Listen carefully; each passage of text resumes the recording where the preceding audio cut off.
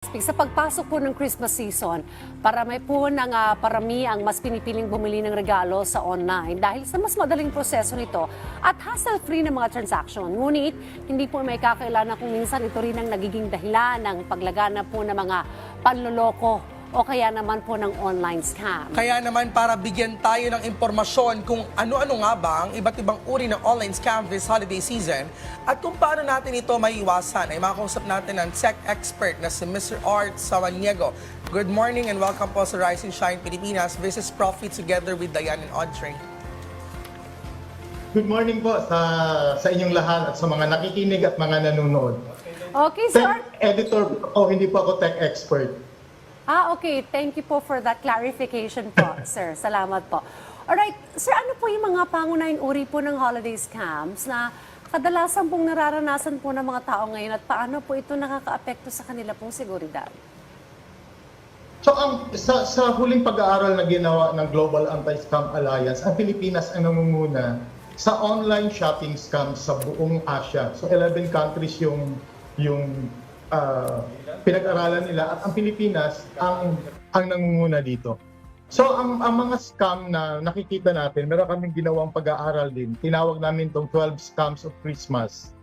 So ang nangunguna dito yung fake shipping and delivery notification. Siguro nakakatanggap tayo ng mga notification na may package tayo na nasa post office na kailangan natin i-claim. So mag-iingat po tayo sa mga ganitong information kasi ito ay mga phishing technique na ginagawa ng mga scammer para makuha ang detalye natin at makuha ang mga pera natin. Minsan pinagbabayad ka para sa tax daw at minsan naman tinatakot yung mga tao na merong kontrabando doon sa package mo kaya kailangan mong magbayad. Huwag po tayong magbabayad sa mga ganito. So ang isa pang dapat ingatan natin yung sa mga Facebook marketplace na mga transactions na ginagawa natin. Ugaliin po natin i-check lagi kung legitimate ba to sa pamamagitan ng pagtingin sa mga reviews. Pag wala siyang review, iwasan po natin siya. Pag meron siyang masamang review, iwasan din natin siya. Puntahan lang natin yung may mga magagandang review dahil sa mga scammers na to. Ugaliin po natin mag-shopping lang, mamili lang sa mga legitimate shopping sites gaya ng Lazada, Shopee, Zalora. Huwag kang mag-shopping yung direct, yung tawag doon peer-to-peer shopping, yung kukontakin mo yung tao, lalo na kung kailangan mong makipag-meet up sa kanya. Kung makikipag-meet up po tayo, ugaliin, isipin ang security natin, dapat po sa matataong lugar tayo makipag-meet up. Pag cash on delivery naman yung in-order natin, bago ka magbayad, buksan muna, tignan kung yun ba talaga ang in-order natin. Kasi isang uri din to ng scam kung saan fake product o walang produkto ipapadala sa iyo. Minsan, papel lang yung nakalagay. So ito pong dapat nating mga tandaan. Okay. Ang isa pang kumakalat ngayon, ito po yung tinatawag na love scam. Ang love scam o romance scam, nag-level up na siya. So dati, niligawan yung babae o yung lalaki, makipagrelasyon yung kausap niya. Pagkatapos, hihingi ng pera. Ngayon, nag-level up na sila. Hindi na hihingi ng pera basta-basta. Iimbitahan ka na mag-invest sa cryptocurrency. Pero mga fake yung mga platforms na ibibigay sa iyo. Kaya pag-ingatan din po natin makipagrelasyon online, lalo na sa mga taong hindi pa natin nakikita. Minsan talaga yung sa behavior pa lang nung kausap mo online, kapag medyo sketchy, mag-ingat ka na eh. So, sa pagtaas po ng online shopping ngayong holiday season, sir, ano yung mga dapat tandaan ng ating mga viewers para hindi sila maging biktima nitong phishing scam at saka yung mga fake websites? So meron lang kaming nire-recommenda na dapat gawin mo kasi lalo na ngayon, napilitan kasi tayong mag-online shopping o gumawa ng online transactions, lalo na yung mga senior citizen natin. So 4 na bagay lang dapat nating tandaan. Magduda tayo. So hindi po masama magduda, lalo na pag online, halimbawa, may nag-offer sa iyo ng trabaho o may nag-offer sa iyo ng mga murang bagay, Magduda po tayo, automatic yan. Pag-isipan muna natin. Pagkatapos nating magduda, kailangan nating magdamot. Huwag basta-basta magbigay ng pera. Pag pinipilit ka, ang style kasi ng mga kriminal ngayon, pinipressure ka, ay, ibibigay namin to sa iba pag di mo binayaran in 20 minutes. Kailangan magpadala ka na ng GCash sa amin.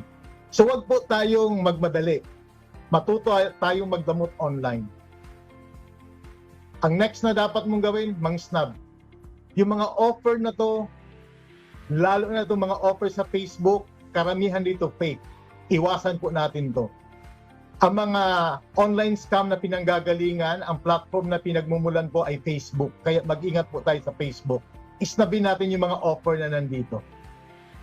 At ang pang-apat po, pinaka-importante, magsumbong po tayo. Kung na-scam tayo o kung yung mga kaibigan natin na-scam o may nakilala tayong na-scam, sabihin natin sa kanila na tumawag sa hotline ng gobyerno 1326. Magsumbong po tayo dahil pag di tayo nagsumbong, maaaring yung mga mahal natin sa buhay yung susunod na magiging biktima. Kasi po, pag nabiktima tayo ng cybercrime, para tayong nabiktima ng COVID-19.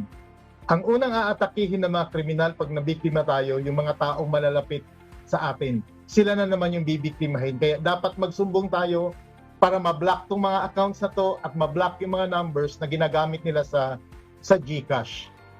Ayan, very comprehensive, no? Pero mahalaga talaga na maging overthinker din tayo minsan, eh. May advantage din talaga yan, sir.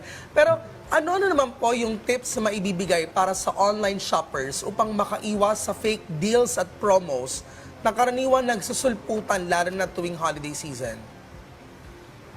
So pag ang promo kasi too good to be true, atras ka na dyan. Kasi wala talagang ganitong promo na halimbawa, ito lagi yung ginagawang example. Sa Facebook, merong gumawa ng isang account na pinawag niya ang account na Philippine Airlines. Pero hindi to sa Philippine Airlines. May offer siya na Rimowa luggage na 110 pesos lang. Kasi daw promo ng Philippine Airlines. Hindi po ito promo ng Philippine Airlines. Ito po ay advertisement ng mga scammers sa Facebook.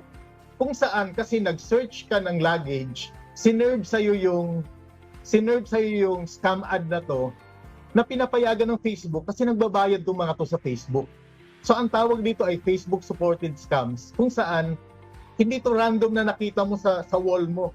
Nakita mo to dahil sa algorithm ng Facebook na nag-search ka ng luggage, nag-search ka ng particular pangalan ng luggage na to at sinerve sa'yo yung mga ad na to. So mag-iingat po tayo. Ito yung mga dapat natin pag-ingatan. Ito yung mga offer na too good to be true. Pag merong ganun, iwasan mo na. Pangalawang offer, pag humingi muna ng pera sa iyo bago niya ipadala yung product na hindi mo naman siya kakilala. So ito ang dapat nating bantayan kasi marami nang nabibiktima sa ganitong mga modus ng mga kriminal na kumakalat ngayong magpapasko. Ayun, kailangan mag-ingat tayo syempre, no? Lalo na sa pag-shopping natin online. Again, thank you so much po sa pagbabahagi sa amin ng mga impormasyon tungkol sa kung paano maiwasan ang online scams this holiday season, sir. Muli po natin nakausap ang cybersecurity analyst na si Mr. Art Samaniego. Thank you so much and stay safe po.